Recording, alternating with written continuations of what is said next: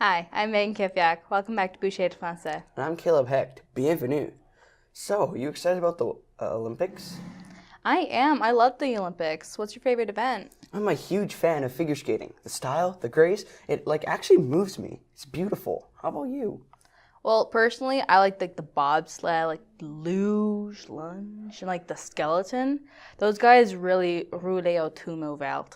Great, they roll in an open tomb. Is that about the shape of the bobsled? No. Rouler au tombeau ouvert means to go like super fast. Oh, I get it. Rouler à tombeau ouvert means to travel at high speed. Yep. That's it for Bouchée français this week. See you next week. Au revoir.